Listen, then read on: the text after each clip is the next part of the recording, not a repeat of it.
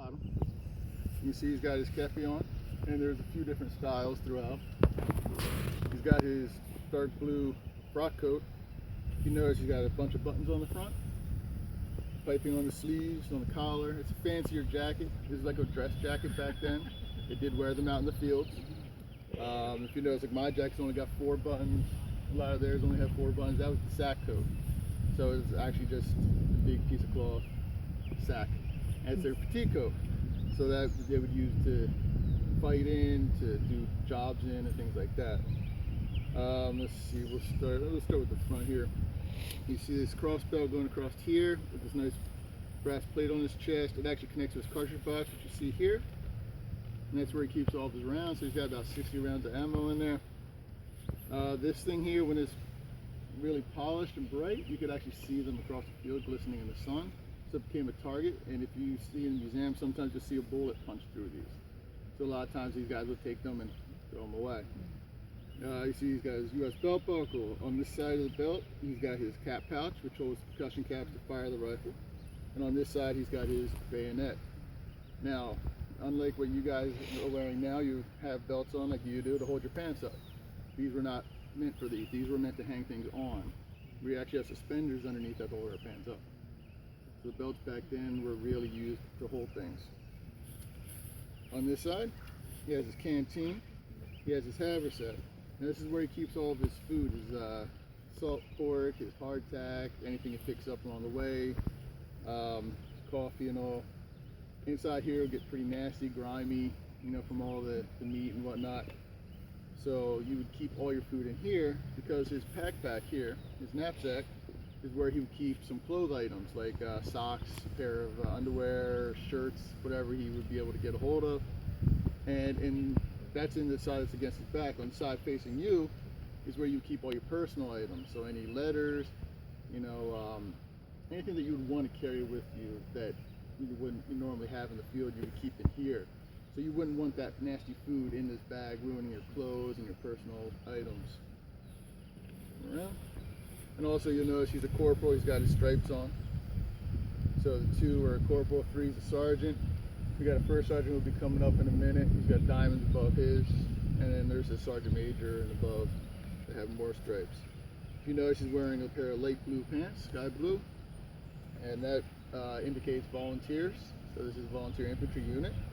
And if you have a dark pair like mine, that's actually regular army. Now the shoes, if you look at the back, unlike what we have now, there is no sole like on your hiking boots or sneakers or cleats or anything like that. Back then it was just a smooth piece of leather, and you'll see that horseshoe type of item on the heel plate. That was what would give him a little bit of a grip to go up hills, to walk through grass like this. The guys back then also could take hobnails and nail them into the soles of the shoes to make it more like a football cleat, give them more traction. And unlike today with the paved roads, they were all dirt roads back then, but like we had them on now, walking through here, it could actually push those nails right through into your feet. So these guys walking around, they're marching 15 or more miles a day. Eventually those will come through and it won't be much fun for them either. And we got 2 other guys. Mike, now we're going to go over the rifles real quick. We got 3 different types of rifles here today. Man on the end here, the rifle he has an 1853 infield rifled musket. That was British made. It is a 5.77 caliber rifle, and inside it actually has the rifling like modern day weaponry. If you notice, compared to the man next to him, the barrels are 2 different colors. That has a bluing to it, so it's like a dark black, and then this one has the steel look to it. This one here is an 1861 Springfield rifle musket, also rifled like his, and you'll see these a lot, especially on the Union side. They'd use both, so both sides had them. But this one, our unit specifically had more of these than any other ones we had. And they're both fired. This is a 58 caliber, so the bullet's a little bit bigger, but they both are accurate between 500-600 yards. Right. Now this one is a little different. This one here is a 69 caliber rifle. Now There's no rifling inside. It's like a shotgun. It's a smooth bore. Now the weapon would fire like a buck and ball shot like you would have for a shotgun. These were mainly used on the two end companies, Company A and Company K, because if something happens on sides and we're getting flanked, you can actually bend them back around, and then they could basically put shotgun shots out into the face of the enemy, which would slow them down until we get reinforced or moved back or whatever. So they're not nearly as accurate as the other two rifles that we have. And this is a Harper's Ferry model. What year is that? It's 42. 1842 model. So it's a little older than the others too. You can see it's got different pieces compared to the others. So it's quite different compared to the normal rifles you'll see in the exams and whatnot. So now we're going to go over how you would actually load a rifle. Now when they were in training, there was 9 steps to load a rifle. We're going to go over them, but once they got out into the battlefield and actually got into combat, those rules were gone. You know, it's fire and load as fast as you can. So we're going to go over them. Ready? So first one will be load. Now you notice he brings the rifle down, spins it around so the barrel's facing towards you guys, reaches back into his cartridge box, grabs the handles the cartridge. Now, do you know why he turns the rifle around? 2 reasons. Hot? It'd be hot? Well, they do get hot, that is true, so he could actually grab the strap here to hold it, so that's one good reason. Any others? Alright, the butt of the rifle, the way it's shaped, it leans forward this way. If he lets go of it, it falls away from him. So if it's loaded and for some reason he burns his hand or something and he drops it, if it fires off, it's firing away from him.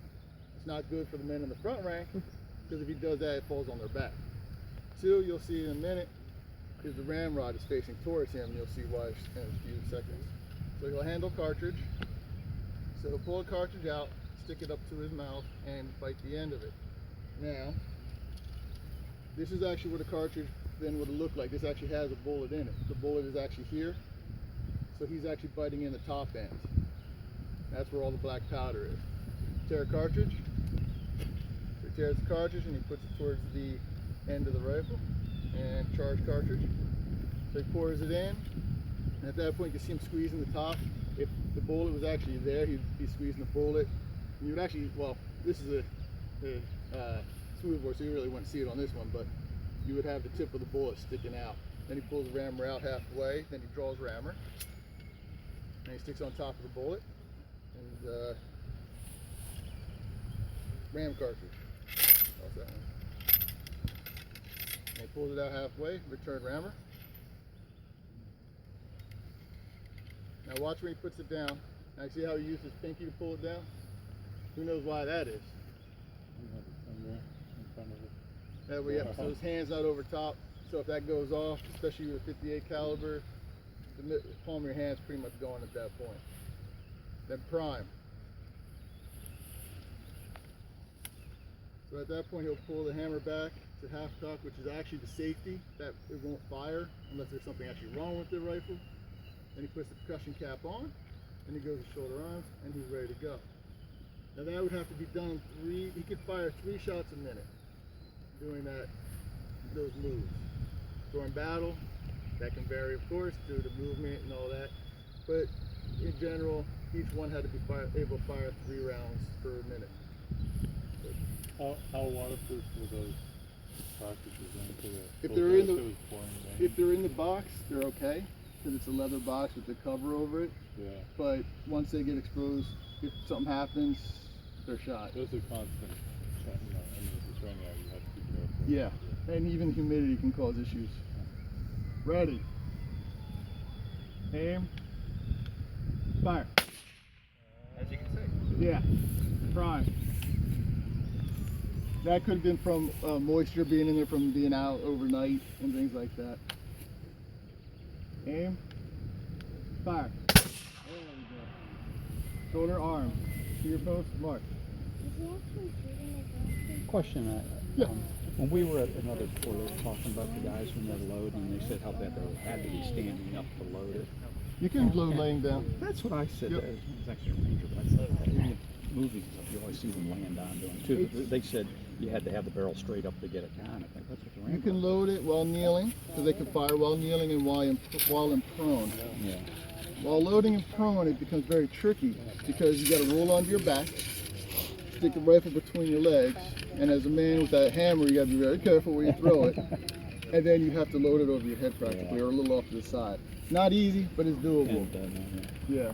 Kneeling down, you're kneeling, and you just put the rifle, so I should be on this side, and then load it that way.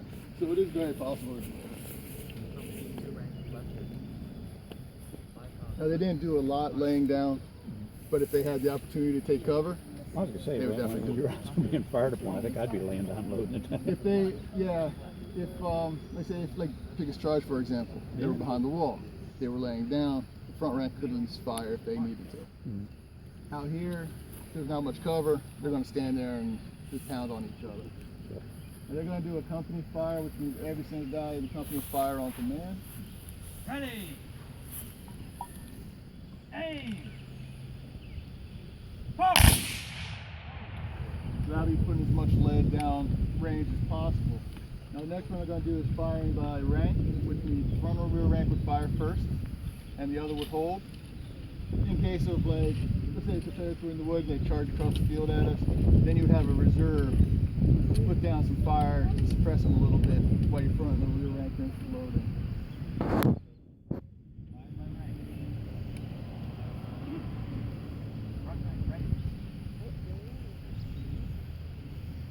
Aim. Fire.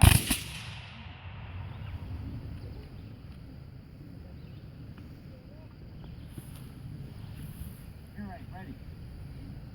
Aim. Fire. Now the next we're going to do is firing by file. So firing by file means the two men, well, you start with the first sergeant here, but the next two men is in file, the next two are file all the way down. Firing by file, the rear rank guy will actually give the order to fire, and then once it gets down to the end, it's like independent fire. So everybody just, fires as much as possible until they're told to just hold it. Firing by fire. Ready. Then fire.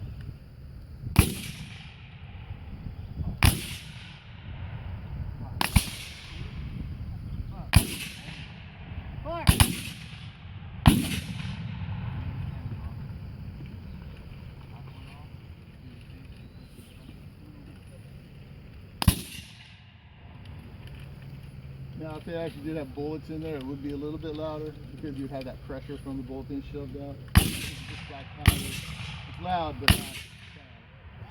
In fact, most of those guys don't even have anything in their ears to protect their hearing. Believe it or not, even the front rank guys have been firing over top. If they're firing correctly with their ears between the bands, they don't even hear it. Now we're going to do one more company fire. Now, a company back then would be about 100 men. A regiment, a full-size regiment, about 1,000, give or take. Now, the regiment that we portray fought in the wheat field on July 2nd. When they got in here, they had about 170, 175 men. So less than 2 companies worth after 1,000 men that they started out with. Company ready. Aim. Fire.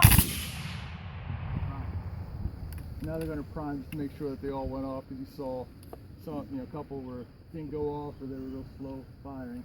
This is just a safety precaution. Anyone got any questions? There's something else for you doing this. You stay there. Yeah, we slept there last night. Most of us. That's the cool part. Yeah, that's the whole cool part about doing this. Where are you guys from? Where are you from? Most of us from New Jersey.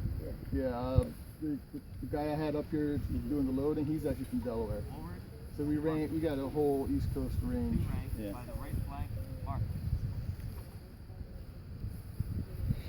Each guy got that fire zone equipment. Yep. Those rifles can't be cheap. In fact, when most of us started, they were. Now they're not. I spent, with the one I bought was $425. Now they're up to $100 or more. I'm surprised. Hmm?